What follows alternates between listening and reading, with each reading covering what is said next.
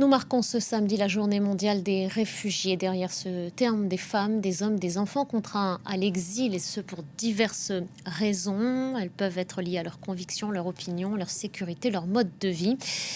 Et derrière ces chiffres, des visages, des parcours et des rêves. Celui notamment de Roya Rassouli. Elle est afghane, elle est née en Iran, elle a fui le pays avec ses parents. Elle est aujourd'hui réfugiée en France depuis 4 ans, sous le statut de réfugiée. Elle est le témoin de cette situation sur notre antenne. Bonjour à vous, Roya, bienvenue sur France 24. Est-ce que vous m'entendez ? Allô ? Oui, bonjour Roya. Bonjour. Bon, Roya Bonjour. Rassouli, vous êtes en direct sur France 24. Je donnais quelques éléments de votre histoire. Roya, vous êtes née en Afghanistan, vous avez grandi en Iran, vous avez fui avec votre famille l'Iran il y a quelques années où les conditions de vie étaient pénibles. Vous avez marché pendant 3 semaines pour rejoindre la Turquie. De là, vous avez pris place à bord d'une embarcation de fortune pour arriver en Grèce, et c'est à ce moment-là que vous passez 2 ans dans un camp de réfugiés. C'est à ce moment-là aussi que pour tenir le coup, vous vous réfugiez dans l'art, la peinture. Racontez-nous. Bonjour à vous tous. Oui, comme vous avez dit, je suis née en Iran.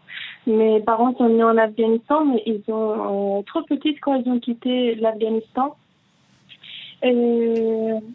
Parce que moi, je n'étais jamais scolarisée, et mes petites sœurs et mon frère aussi. Donc, avec beaucoup de difficultés, on a quitté l'Iran. On était venu en pied par l'Iran jusqu'à la Turquie, et par Turquie jusqu'à la Grèce. On a passé la mer dans un petit bateau.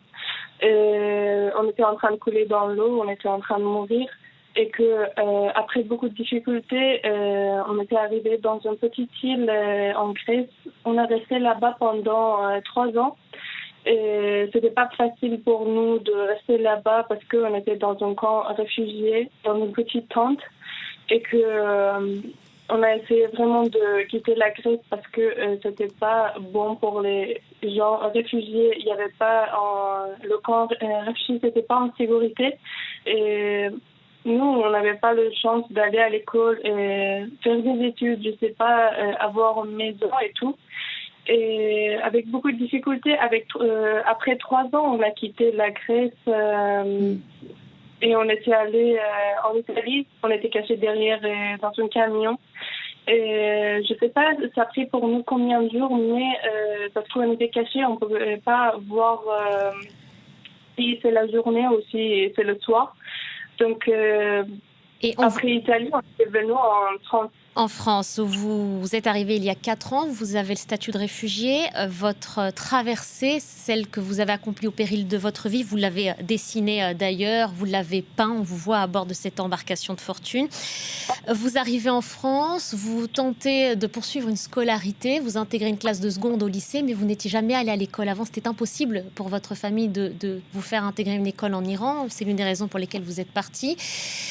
La situation au lycée était trop compliquée, vous arrêtez, mais vous poursuivez votre art, vous exposez aujourd'hui dans des bibliothèques, des médiathèques à Caen. Vous êtes tout de même fière de ce que vous avez pu accomplir et de ce que vous exprimez à travers vos peintures ?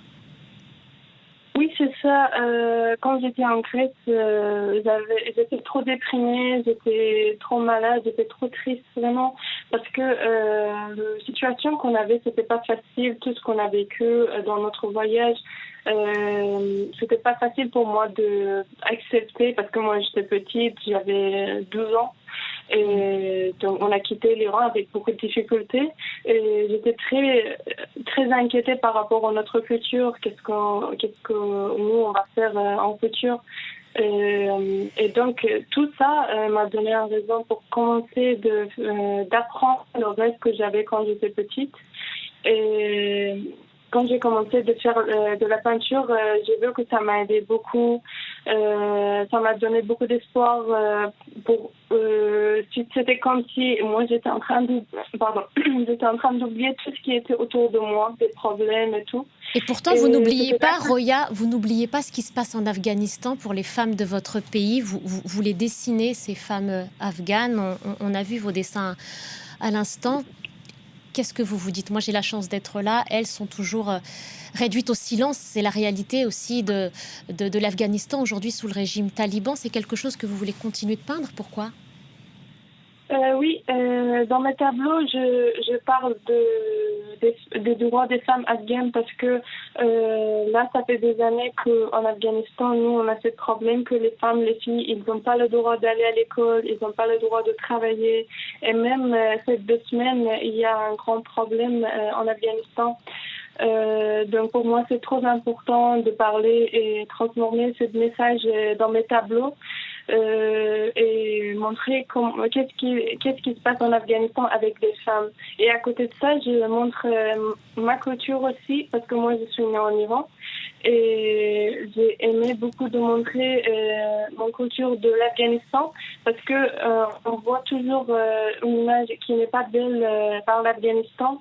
Il y a toujours de la guerre et tout. C'est pour ça que moi, je décidais de montrer la beauté de l'Afghanistan à côté des problèmes qu'on a avec les femmes et les filles en Afghanistan. Et aujourd'hui, vous espérez rejoindre l'école des Beaux-Arts à Caen? Oui, c'est ça. L'année prochaine, je vais aller dans les cours des arts dans l'école des Beaux-Arts. Et je suis très contente pour ça parce que ça, c'était mon rêve avant, de faire des études sur l'art, d'avoir des cours des arts et tout. Oui, je suis trop contente pour ça. On peut être réfugié et nourrir des rêves. C'est tout ce qu'on vous souhaite. Merci beaucoup, Roya Rassouli. Je renvoie à votre compte sur lequel vous postez vos toiles et vous exposez dans différents endroits dans la ville de Caen. Merci beaucoup pour votre témoignage.